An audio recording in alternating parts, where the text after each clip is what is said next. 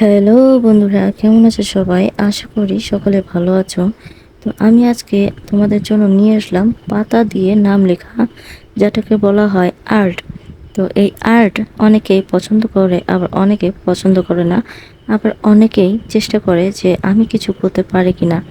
Art করা অনেক সহজ, আবার অনেক কঠিন।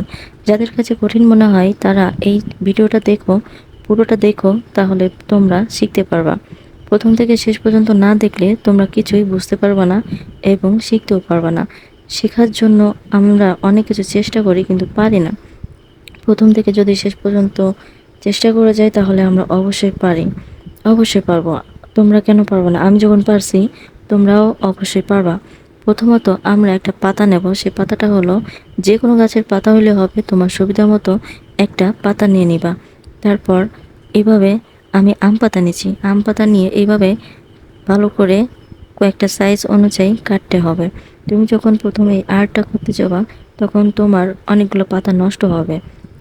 নষ্ট হওয়ার পরে তুমি দেখবা একটা পর্যায়ে পারতেছো। তো ঠিক এইভাবে কিছু কিছু জিনিস আছে যে প্রথম নষ্ট হয়ে যায়, তারপরে ঠিক হয়ে যায়। মানে আমরা তারপর ভালো করে আর্টটা করতে পারি, বা যে কোনো কাজ প্রথমে একটু খারাপ হবে, তারপর করতে করতে ওইটা প্রফেশনালভাবে হয়ে যাবে। তো আমারও প্রথম এরকম হয়েছিল। প্রথম আমি যখন এই আর্টটা করতে গেছিলাম তখন কয়েকটা পাতা নষ্ট হয়েছিল এবং নিজের প্রতি খারাপ লাগতেছিল যে এত কষ্ট করে আমি কাজটা করতেছি, শিখতেছি, কিন্তু আমি পারতেছি না। তারপর দেখলাম যে হঠাৎ করে হয়ে গেছে। তো ঠিক তেমনই তোমরাও পারবা। আমি পারছি, তোমরা কেন পারবা না? অবশ্যই পারবা। তো এই যে পাতাটা দেখো আমি সুন্দর করে কেটে নিছি। নেওয়ার পরে আমি সাইজ অনুযায়ী কাটার পরে দেখো আমি কিভাবে নামটা লিখতেছি। তোমরা যদি না পারো তাহলে একটা কাগজ এবং একটা পেন্সিল বা কলম নেবা। নেওয়ার পরে এইভাবে নামটা লিখবা। যে নামটা তুমি লিখতে চাচ্ছ, পাতা দিয়ে কাইটা কাইটা নামটা লিখতে চাচ্ছ, সেই নামটা ভালো করে কাগজে লিখে নিবা। নেওয়ার পরে তুমি ভালো করে দেখবা, যে আইডিয়া করবা। আইডিয়া করে তুমি ওইভাবে কাটার চেষ্টা করবা, তাহলে অবশ্যই পারবা। কথায় আছে, একবার না পারিলে দেখো শতবার। ঠিক আমার মতো তোমরাও বারবার চেষ্টা করবা, তাহলে অবশ্যই পারবা। বারবার চেষ্টা করলে সেটা কখনো বৃথা যায় না। একটা শামুক সহজে কিন্তু গাছে উঠতে পারে না। সে বারবার চেষ্টা করার পর একটা সময় দেখা যায় শামুকটা গাছে উঠে গেছে। ঠিক তেমনই মানুষের এরকমই হয়। একবার না পারলে দেখো শতবার, কথাটা এমনি এমনি বলে নাই। তো আমি যে কিভাবে কাটতেছি, কিভাবে কি করতেছি, এটা যদি তোমরা খেয়াল করো তাহলে অবশ্যই পারবা।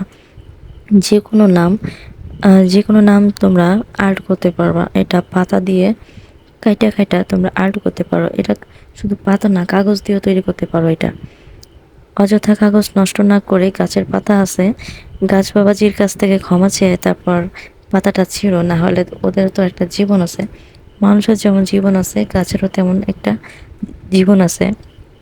কথাটা হাস্যকর হইলেও বাস্তব কিন্তু কথাটা। তো আমি বলতেছি, যা কিছু করবা একটু ভেবে চিন্তা করবা, তাহলে দেখো অবশ্যই পারবা। এই যে দেখা যাচ্ছে আমি এনটা দিচ্ছি, এনটা কিন্তু অনেক সময় উল্টা হয়ে যায়। তো এটা কোনো বিষয় না, পারতেছে কি না সেটাই মেন বিষয়। তো এখন হইতেছে না ভালো করে, পরবর্তীতে ভালো করে হবে, অবশ্যই হবে, এটা আমার দৃঢ় বিশ্বাস। তো আমি যখন পারতেছি তোমরাও অবশ্যই পারবা। যারা যারা নাম লিখতে চাও, কি নাম লিখতে চাও, আমাকে অবশ্যই কমেন্ট বক্সে লিখে দিবা যে আমার এই ধরনের নাম লাগবে, তো আমার এই নামে একটা আর্ট করে দাও।